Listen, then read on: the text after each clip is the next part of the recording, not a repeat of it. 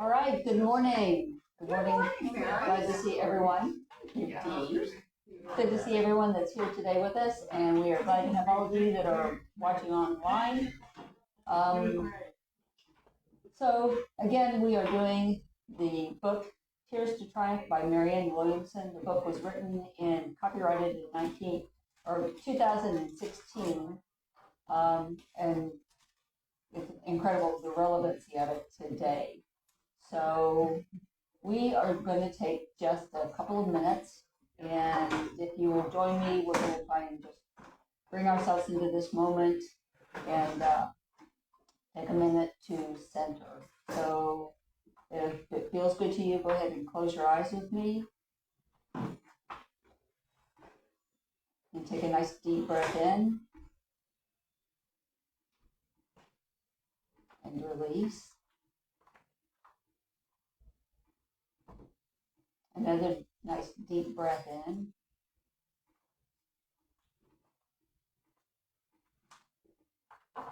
And release.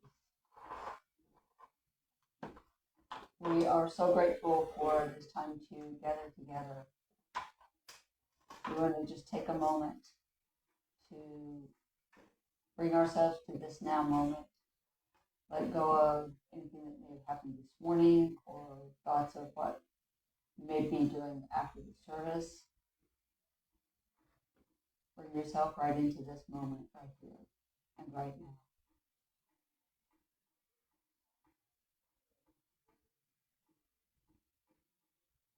Recognize that right here and right now in this moment, we're okay. Regardless of what's happened in the past, regardless of what may happen in the future, in this moment right here and right now, we're okay.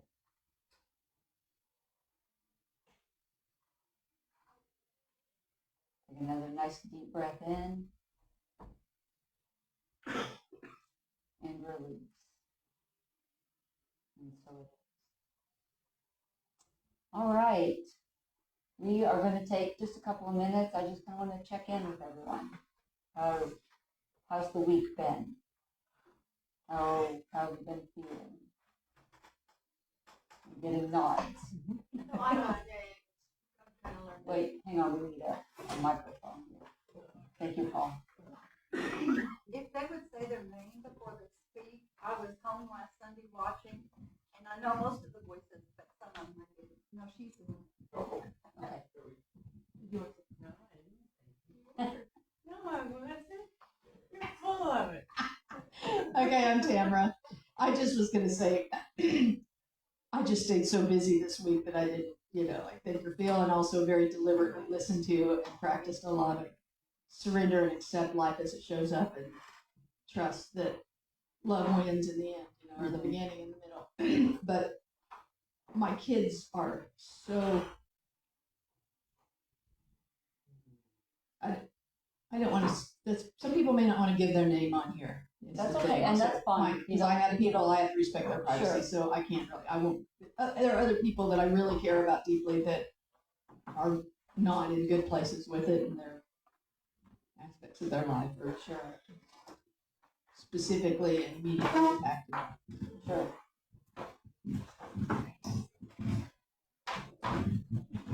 For me, this week has been all about balance. And it's a reminder as a spirit, we are more resilient than we give ourselves credit for.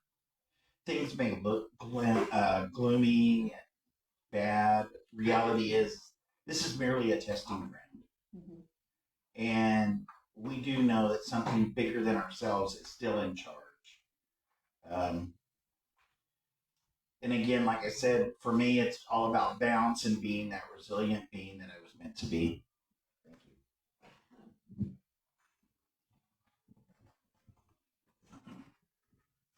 I know for myself, and I don't want to speak for Sue, but I think it's kind of her feeling too. We've just tuned out all of the political things. We used to watch, the mainstream nightly news. That's gone.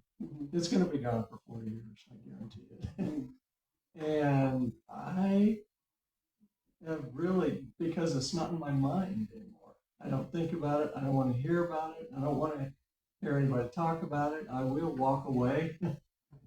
And that's my way of really being at peace, you know, because I don't think I can do anything to help anybody anyway if I'm not together anyway. So, you know, and I think about my life, you know, what, you know, maybe 2 years ago or 10 years ago or 20 years ago, and how much fun I had, how many things I did, how many friends I met. And I think about, well, who was president then? And it was like, no, I don't remember. I don't know. So what the hell difference does it make? You know, I'm going to go on. I'm going to live my life, and I'm going to do most I can to help. But I'm just not going to let myself be dragged down into the mud.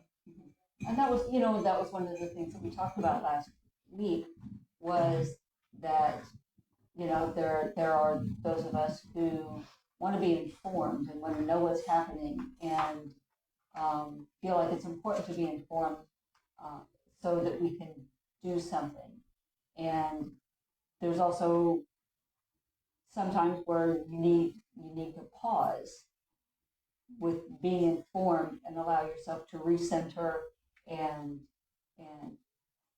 realign so that you are in a place of being centered before you start actually trying to listen and find out what's happening, because all it does is just wind you up. Yes. I think it's amazing that this happens to be the time that we're looking at braving the wilderness. Yeah. And I went back this week and reread chapter 4, and my group is a week behind, so we're actually on 5 this week. And it was not looking at the past. I mean, it's gone. We can't do anything about it. Being present with where we are now and looking for what we all want in the future. You know, so if we're looking for what we want in the future, we're looking for something good, something that we can work towards, something that we can all agree on, and it changes your whole outlook. Mm-hmm. And I think it's just absolutely God's plan, whatever, that we be in the middle of this right now, looking at figuring out how we can go forward and not worrying about and keeping ourselves centered. And the next chapter was really good too, because it's about not avoiding the truth, and admitting that there are things that we don't know, and being bold enough to say, I don't know, and not bullshitting. And so I think this book is just so amazing for this time. And I think even if you're not in a group, that this is like an amazing thing to read. And so I think it's incredibly helpful at this time to be reading this book. I agree. And for those of you who may not know, we have a group study going on with Brene Brown's Braving the Wilderness. And it is an absolutely fantastic book. So I really highly encourage anyone who hasn't read it, or like Elby said, is not in a group, to get the book and read it, because it really is incredible. So That was my name's Tamara still.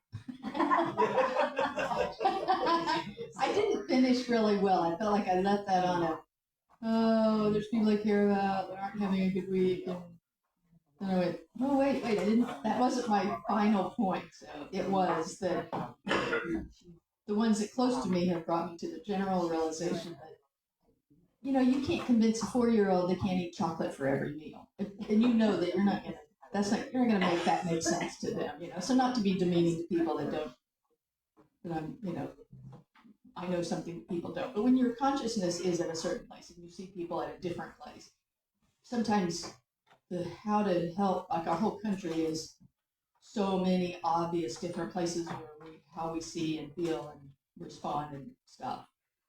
So trying to figure out how to help those close to me and others that live more in a very what we call real world and scientific approach to things and stuff that aren't aware of or even open to some of the principles and laws that I feel we practice here and have belief and a faith and hope from. So I wish I knew more how to. So I think just sharing, for me, unplugging, like Paul said, there's an aspect of that. If I'm raising my vibration and not letting it be drawn down, whatever I can do to stay in a positive place, and if I'm conscious and deliberate about doing that for that purpose, there's value in that, I think.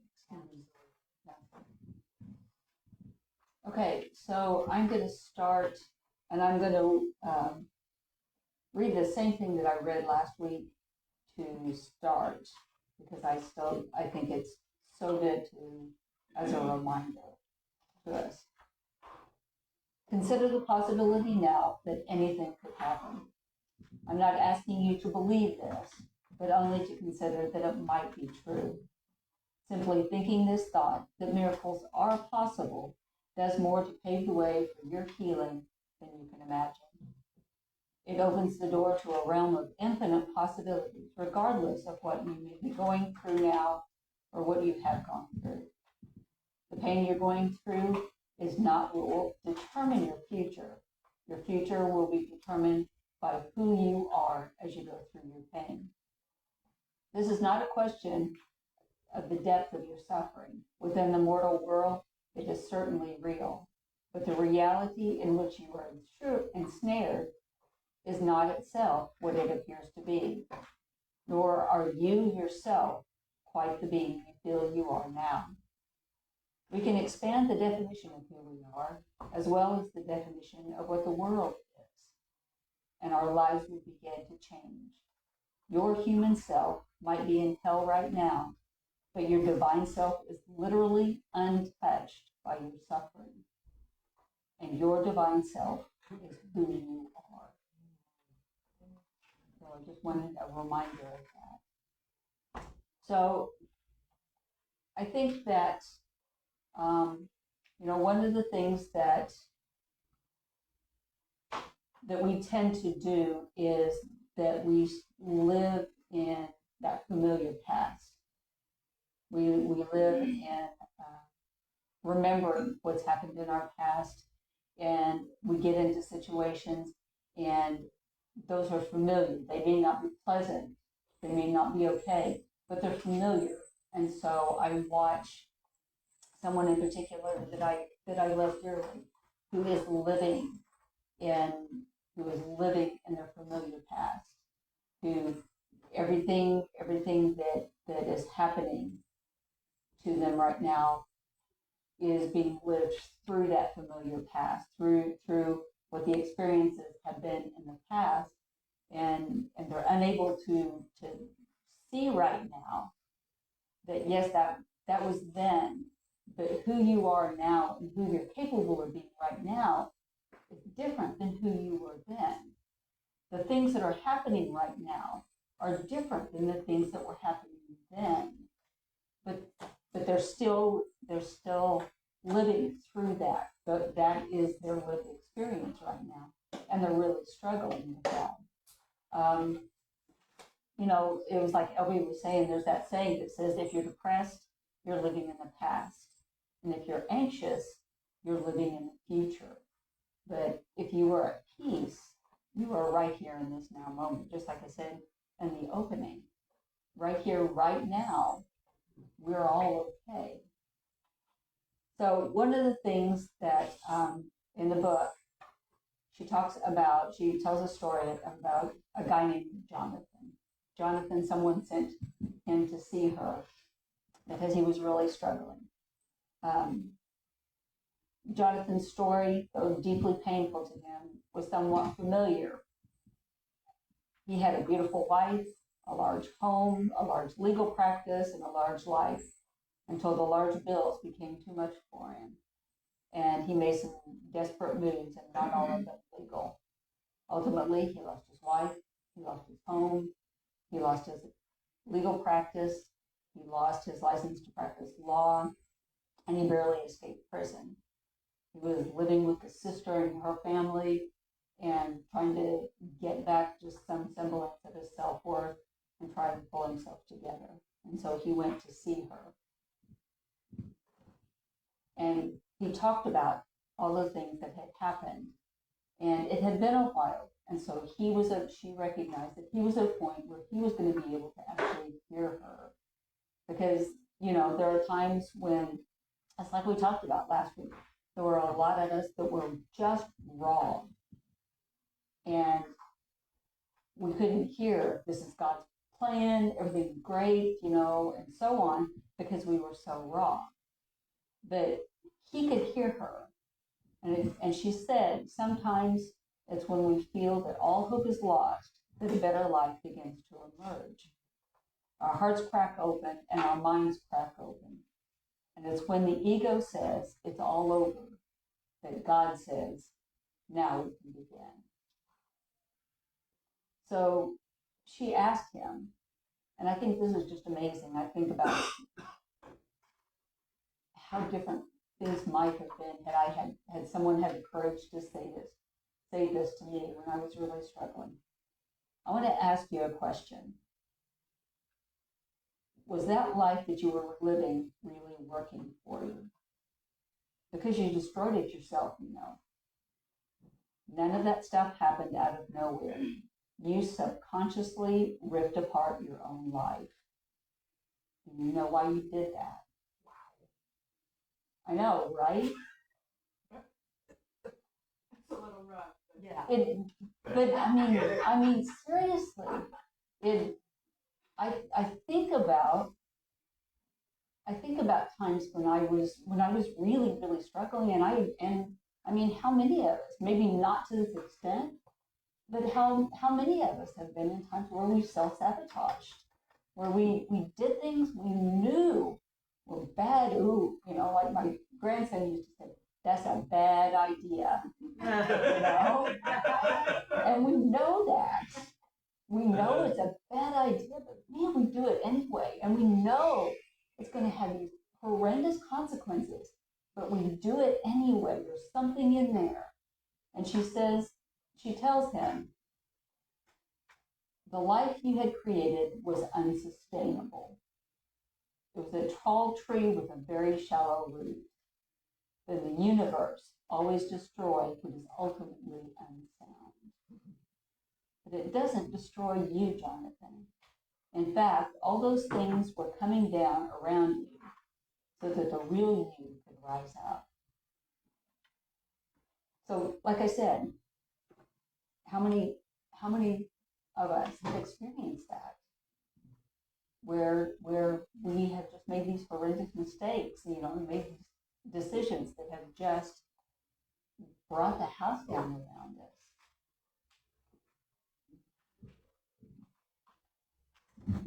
It's kind of a reminder. You use the word mistakes, and again, I've been reminded over and over. These are not just mistakes; they're poor decisions. Mm-hmm. So, were they really mistakes? If we're learning from them, all this is a learning opportunity. Any place in our lives. Speaking as king of mistakes or poor decisions, in 50 years I've made plenty. But that's one thing that I think helps us through right now is also being anchored in that. These are poor decisions. There is no such thing as mistakes. Well, and that's something that we talk about here at Unity, and that we believe in unity. We don't believe in sin. Sin is an archery term that means miss the mark. And that's what it is. It's that disconnection from our source where we forget who we are. And when we forget who we are and we can disconnect from our source, then we make decisions that don't line up with who we are. And you're right, it's not like it's a mistake that is there's something that's irrevocable. It's source telling us you're on the wrong track. You need to, like GPS, recalculating. Turn, recalculating. And the universe is always for us. No matter what, the universe is always conspiring for our good. Anyone else? Brenda.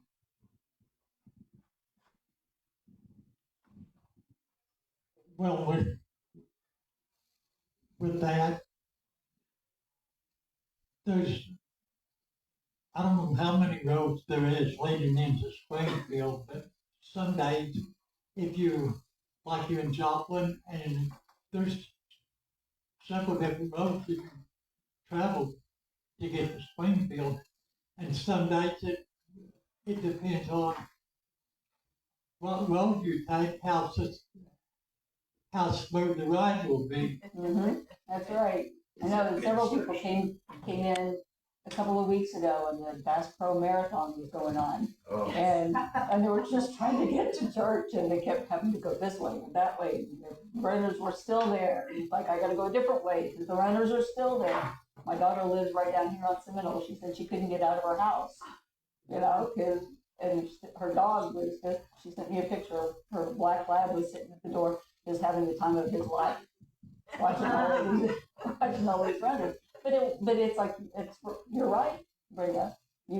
Sometimes it's hard and it's frustrating and you have to recalculate and you have to go a different way. But you still have a destination to get to. So one of the things that Marianne says is most of our suffering is due less to our circumstances than to our thoughts about them. The world is merely a projection of our thoughts. Everything we go through is filtered through either the mind of love or the mind of fear.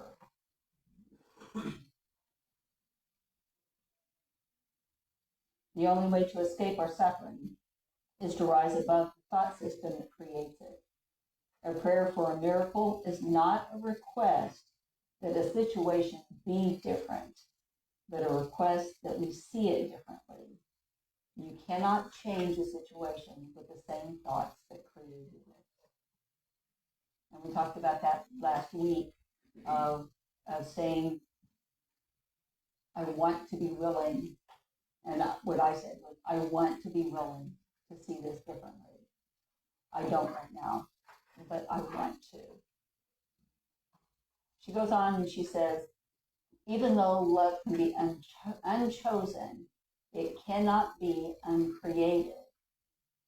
Even if you don't choose love in the situation, it cannot be uncreated. When any of us expresses fear instead of love, the love we could have expressed remains safely ensconced in the mind of God.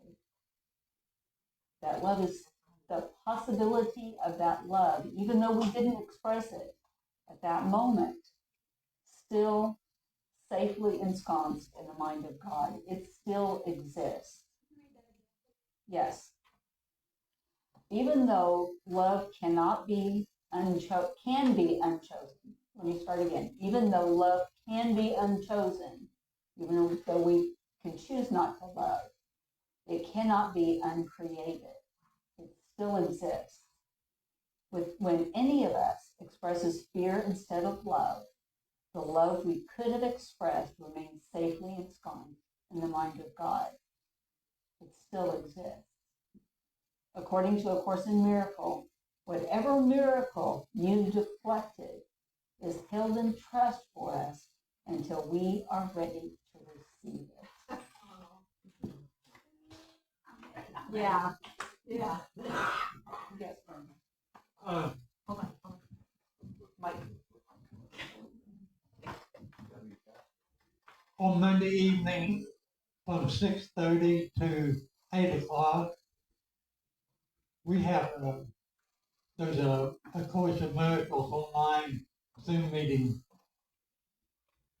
And I can give anybody that wants it, I can give them the Zoom number and password.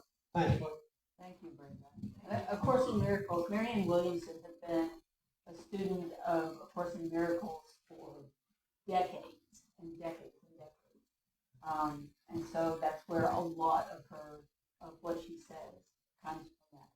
So anyone? Go ahead. For me, this was kind of a nice overlap with the book that some of us are doing a book study, The Braving the Wilderness, and talking about, it's hard to hate close up, move in, and that when you start to see that underneath the hate, it's fear. Fear that's manifesting in a way that's more comfortable to experience for the person. And then that kind of being the next step, that once you can recognize that fear, either in others or yourself, then to approach it from a place of love.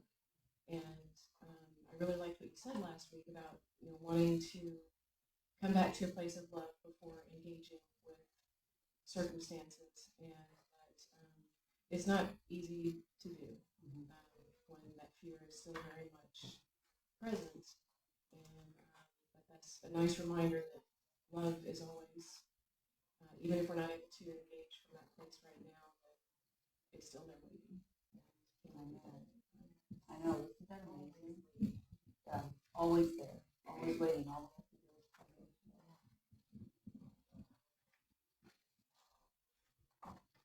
in. That hit really hard. Thank you. So I'm still obviously fresh to Unity, fresh to the principles, trying to keep them in mind as much as possible. And I found this weird phenomenon where, like you said at the beginning, this particular election cycle, kind of transported me back to the person that I was the first time this happened. And I, exactly like you just said, acting from a place of fear. What advice would you give to the people, or anyone? What would you guys say to someone actively trying to not express from fear, but still backsliding? Like, I don't know. I just feel like I've been so scared the past couple weeks and angry that I have not been acting like the loving person that I know that I am. I don't know. I just need some encouragement. See here, you are not alone in that. Yes. You know that you are so not alone in that. And, one of the things that we talked about was unplugging from the social media and that constant barrage that is feeding that fear, and recognizing, for me, I just try to keep bringing myself to I see all of these things are happening, and continuing to happen, and I can feel myself go, it's gonna be so bad. And I have to bring myself, and I try to remember to bring myself back to right here and say, right now, I'm okay. Right now, we're okay. And just try to stay right here. Eventually, I'm going to get, I know me, I'm going to get involved. I'm going to do things, and I'm going to want to make a difference, and I'm going to want to protest, and I'm going to want to do whatever I do. Right now, I need to just be centered, and it may take a while. It's like I said last week. This too shall pass. It may pass like a 5-pound kidney stone, but it will pass. So. Yeah.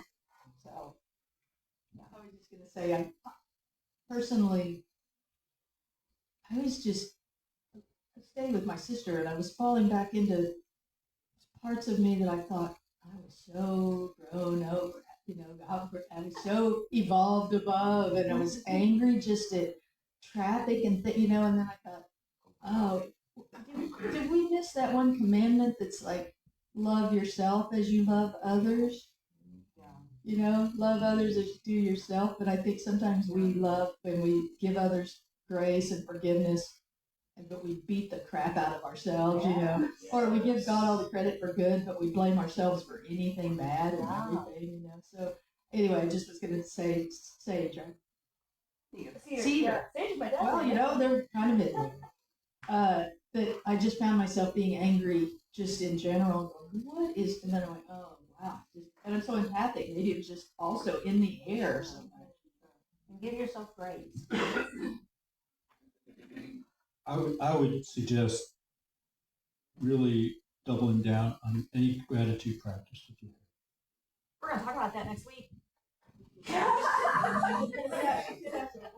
I've been looking online for gratitude journals, so that helps. Can I come in real quick?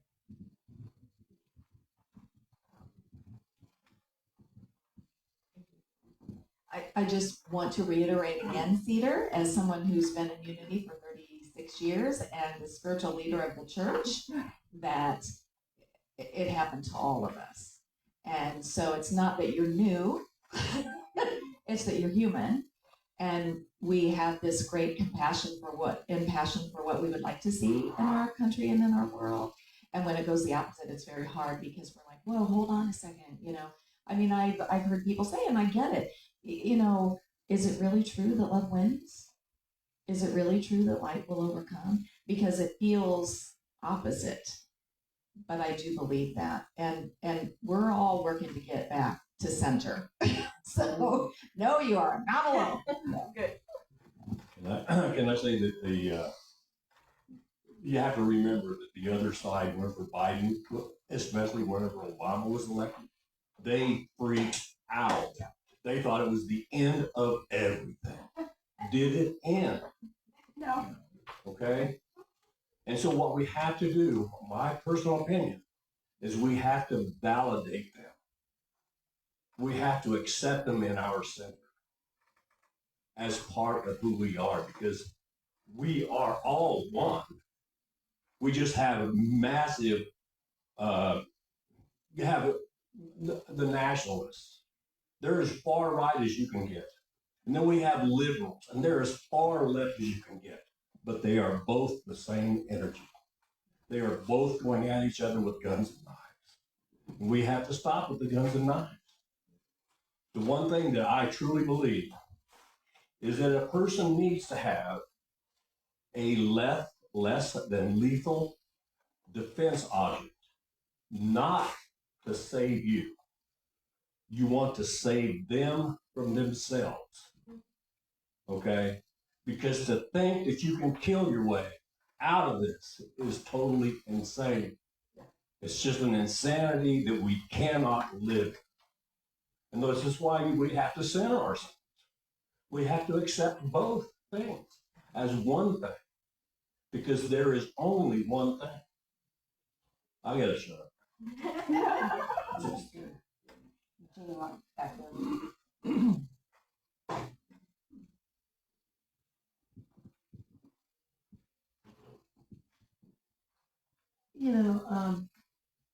Sometimes when things like this happen, I've been contemplating a lot this week, but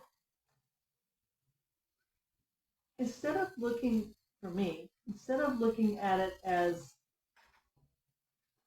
fear, it kind of become a catalyst to say, okay, this is not the way I wanted things to go. Had it gone the other way, I might be sitting on my laurels a little bit more. This catalyst, if you will, has opened up. Maybe instead of being fearful, I can kind of teach those around me who are of the other persuasion that love is the way to go. Whereas I don't know if I would have been as pushy about that, or not pushy, that's Loud. assertive. Assertive is a good word. About it had it not happened. I don't know. I think had the other person won the election, I would be more comfortable. I wouldn't be an example. My brother, who was not of the same mindset that I am, and his wife, this past week said to my older sister that they were thankful that somebody won the election because, all these people out there are just wanting handouts, and they were specifically talking about the homeless. Oh. That and I thought, my gosh, you don't know what you're talking about. So instead of getting angry, the comment was, have you worked in a homeless shelter? Have you gone to help these people? Do you know what's going on in their lives? And it turned the the look was like, kind of stopped the whole conversation, but it was like, no, they haven't, and maybe now they will. And that I think has been so true for so many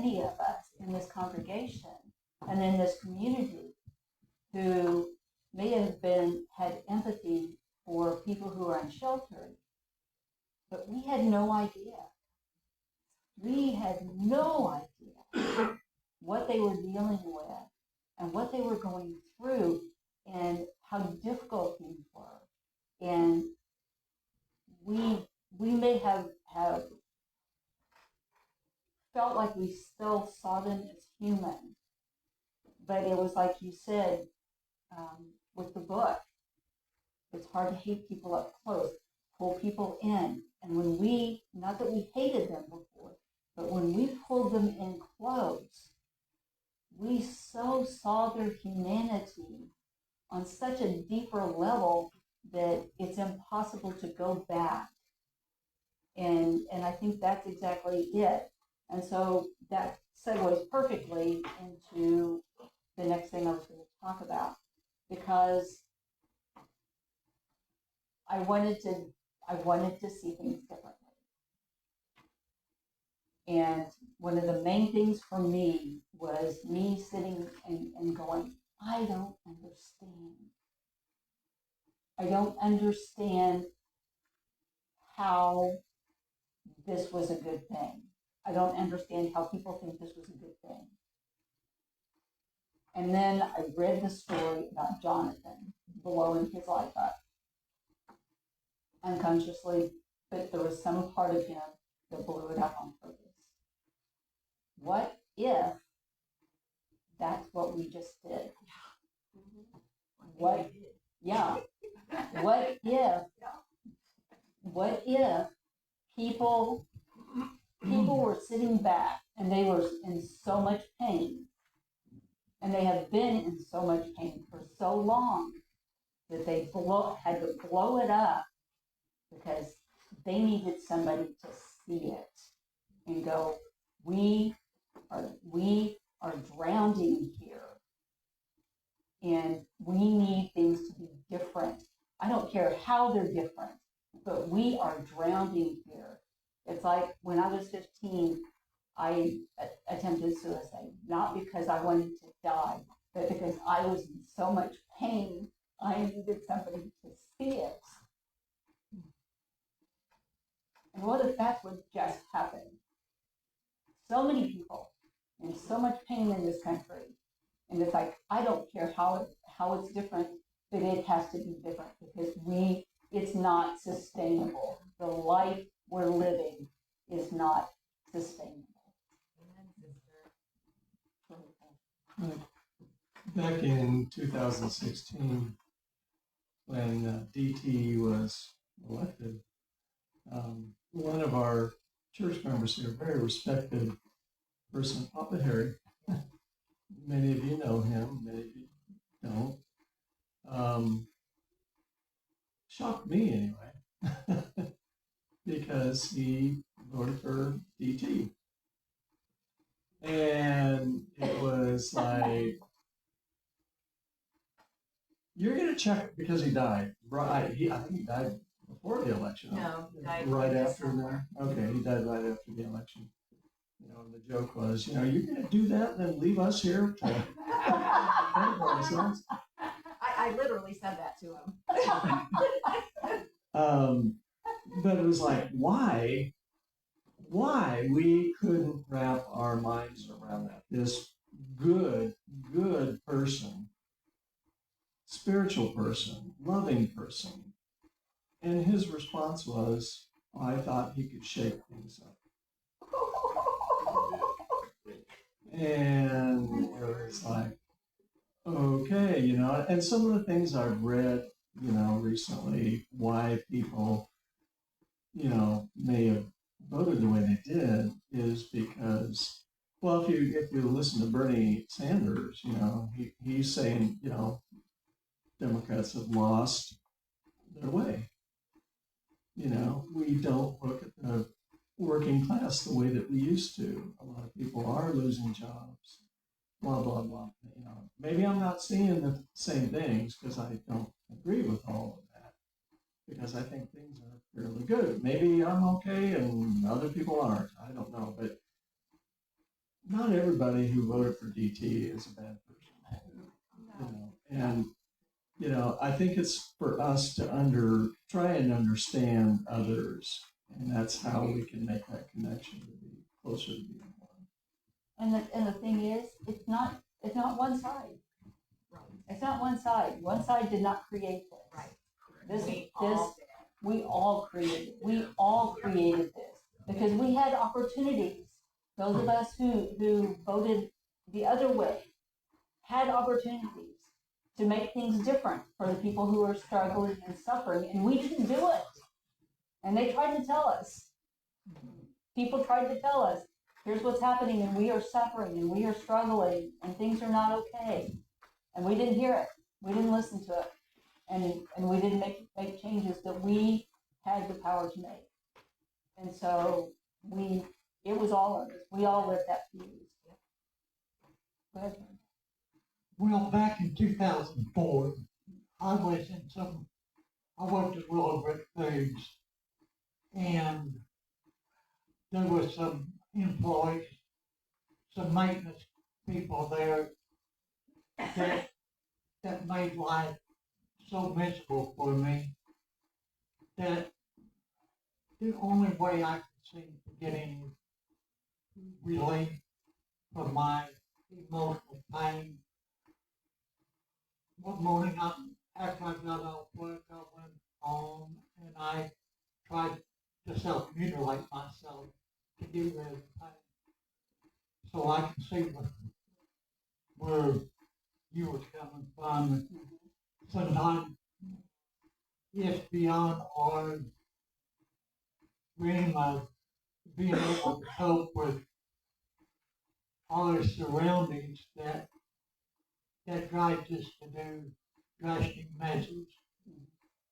That's why you see people who cut themselves. And it's like there's so much pain that they need a physical manifestation of it.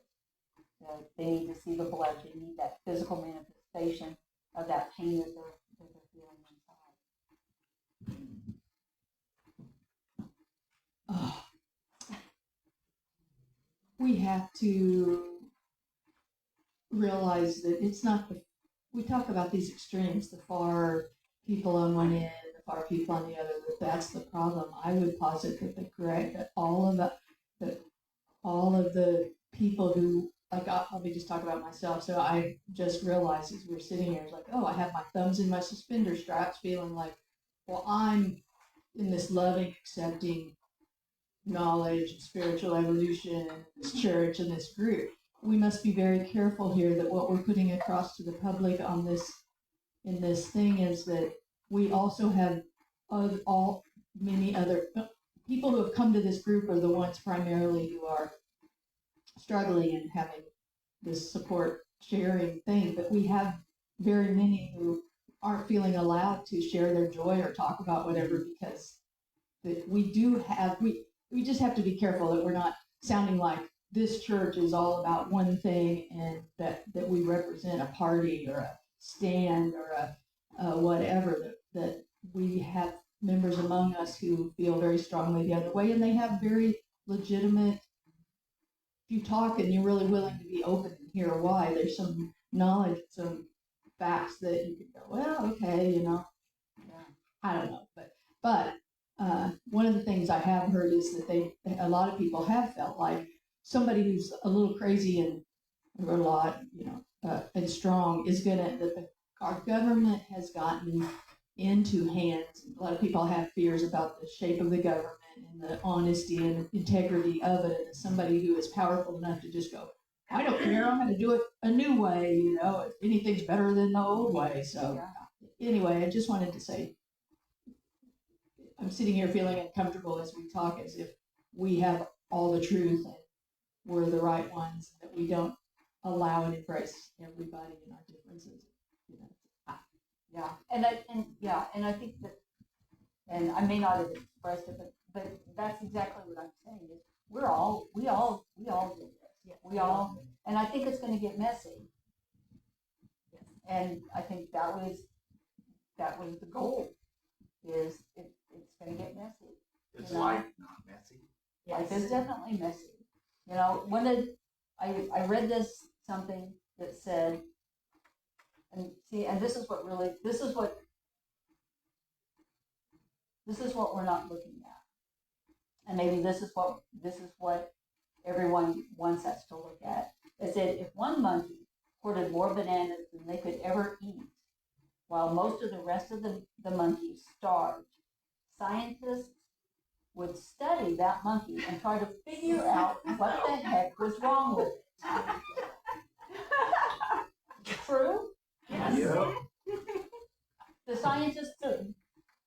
scientists are not studying it though. We're not studying it. We're not looking at it. And we may see it, but we're going, yeah, well, but we're not looking at it because a few monkeys are hoarding all the bananas. And a lot of the monkeys are starving and nobody's looking at it to try and figure out what's wrong with these monkeys. Why is this happening? Why are we allowing this? It's like I hear people talking about that they don't believe in God, or they say, why is God allowing children to suffer and starve and die? And it's like, God's not doing that. We are. We're doing that.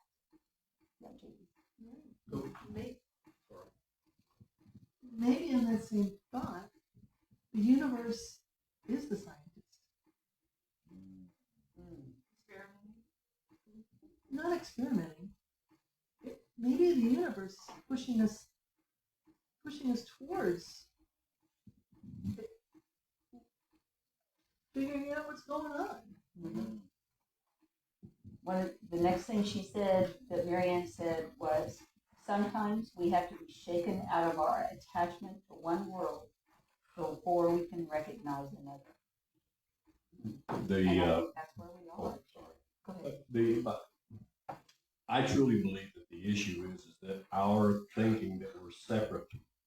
We're not separate. None of us are. And the sooner we realize that we are not, this is what creates fear.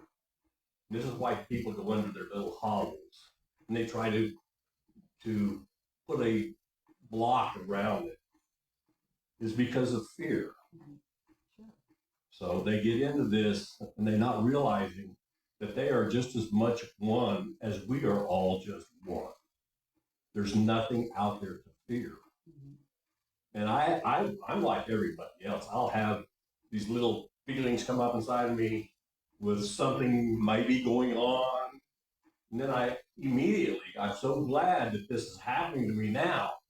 I immediately go, that makes no sense.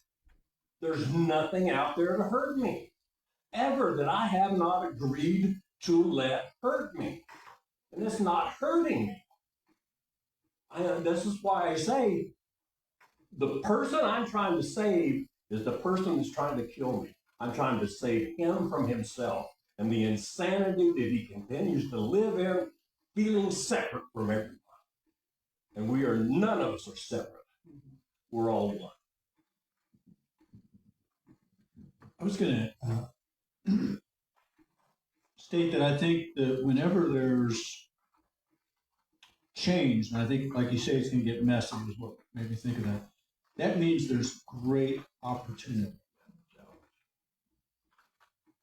And what we need to be able to do is be calm enough to be present enough to see the opportunity as it opens up.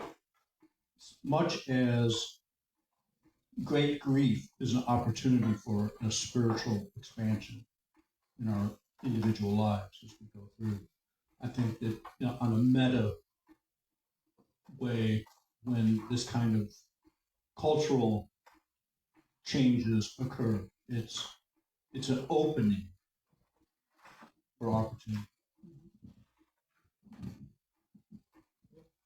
So one of the things that Marianne says is moral outrage is not born of anger, but of love. Outrage at social injustice is hardly a dysfunctional reaction to it, to be outraged. She said Martin Luther King didn't just urge people to love their oppressors, he also encouraged them to boycott the bus system.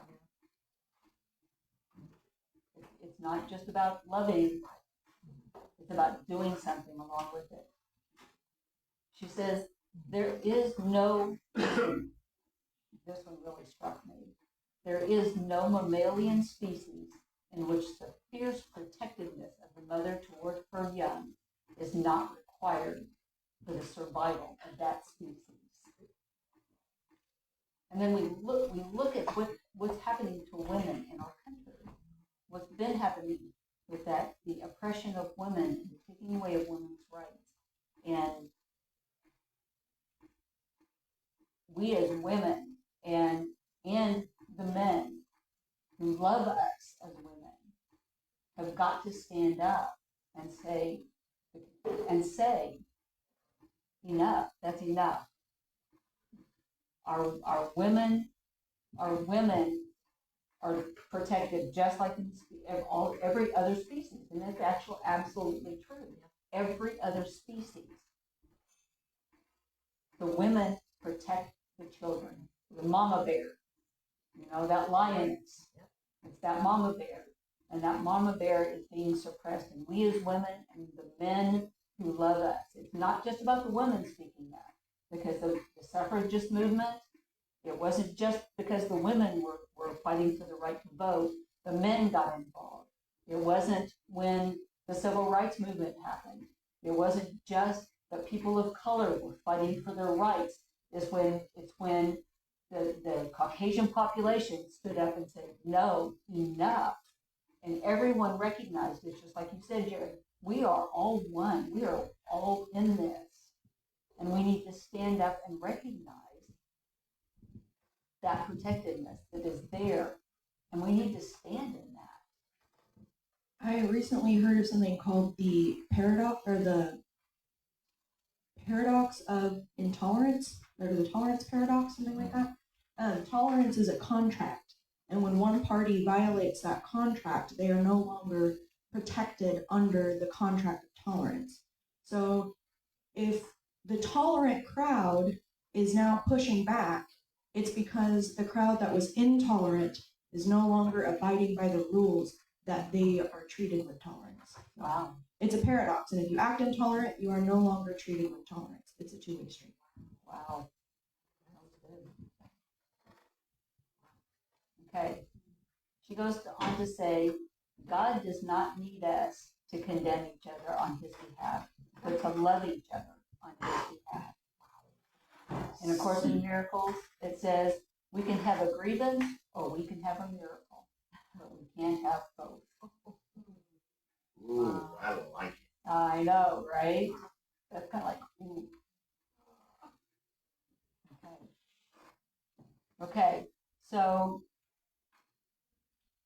she says, we transform the world with every loving, forgiving thought. We transform it with every political, social, or economic act of resistance to a loveless order. We transform it with any act of creation that points to a new way of being on the planet. That transformation, both personally and societally, is the evolutionary next step for humanity. We change and transform the world with every loving, forgiving thought. And like the song that we sing all the time, our thoughts are prayers. Our thoughts are where it all starts and where it all begins. And I know that having a daily practice helps bring us back to center quicker. When we have a daily practice of connecting with source, when we get out of source, when we start thoughts, we have that monkey mind, our thoughts are going not of love. It helps to bring it back more quickly when we have a daily practice and we're living from that. Does anyone else have anything? Well, all I can say is that there is no past and there is no future. There is only the present moment, and all possibilities exist only in the present moment. That is where miracles come. Right. So I'm going to close with, I took a couple of prayers from the book. And again, the book is Tears to Triumph, Marianne Williamson. Highly recommend that you read it because it's just incredible. So I combined a couple of prayers that she had for me. Dear God, please make my life a beautiful thing. Guide me on an illuminated journey from the darkness of the world to the light that is you. Make me a conduit of good that I might help transform the world. Set my feet upon a hero's journey and my heart on an enlightened path. For me and all the world, please pave a path of light out of the darkness and show us how to walk on it. Open our eyes to see and our minds to understand another way to be, another path to follow, that we might live another way. Use us to make the world a better place. Thank you, Mary. All right. Thank you guys so much. I love all the feedback. Love all of the feedback and everything that you all share. To me, that's what it's about. That's what makes this class so well. So I'm going to read some announcements. Today at 12:30, Deirdre D'Amico will present the third and final session of Understanding Your Rising Sun and Moon Signs. Today's class will focus on rising sign, and all are welcome to join. Everyone is invited back at 2 p.m. today for a concert with Eddie Watkins Jr. It's going to be fantastic. Tickets are a suggested love offering of $15 or whatever you can pay. No one will be turned away. And tickets are will be on sale in the hallway here. Meditation tonight at 6 p.m. and is open to everyone. The Unity Drum Circle is this Thursday at 6:30 p.m. All are welcome and no drumming experience is necessary. Bring a drum if you have one. If you don't have one, they will provide you one. Next Sunday at the 9:15 New Thought World Religion class, Karen Craig will present part 1 of The Business, Lessons About Meaning from the World of Work. That sounds interesting. Everyone is invited to our annual Friendsgiving potluck on Thanksgiving Day at 1 p.m. This is for our spiritual community and anyone else who would like to join us. You can sign up in the foyer with what food you want to bring and if you can help clean up or set up. Our next Friendship Sunday potluck is on December 1st, and it will be a soup and chili potluck. After the potluck, we will be decorating for the holidays, so bring a pot of soup or chili to share and stay after the service for food and fellowship to deck the halls. So much fun. There's a lot of work. Amy Burnett, though, and she has organized, she has bought things, and it is just a fun. I've been doing it since I first started coming here, and it's a fun day to be able to transform the church and then hear people walk in the next Sunday and see just absolutely how beautiful everything looks and know that you were a part of that. So if you can do that, it's December 1st. The temperatures are forecasted to drop below 32 degrees later this week. That means our crisis cold weather shelter will be open. Many of you asked what items the shelter needs, and there's a list in the foyer of ongoing needs that you can take with you. And we are not collecting clothing this year. We are collecting coats, gloves, boots, and socks. And we need lots and lots and lots of volunteers. So to make sure that every night that it's necessary that the shelter is open. We're in desperate need of overnight volunteers. The overnight shift is from 8 p.m. to 7 a.m. There are 2 volunteers each night, and each one gets a 4-hour nap. As an incentive, we're paying each volunteer $50 a night. Some volunteers in the past have teamed up and split the night, one coming in at 8 to 1:30 and the other from 1:30 to 7 a.m. So there are cards and half-sheet flyers in the foyer. Please take some and encourage your friends and family to get involved. When we don't have volunteers, we can't open the shelter. And we need volunteers this week, so please see Lisa or Lacey and if you'd like more information. Here are some important events coming up if you'd like to stay up to date on everything that's happening at Unity. Please sign up in the foyer and receive our weekly newsletter.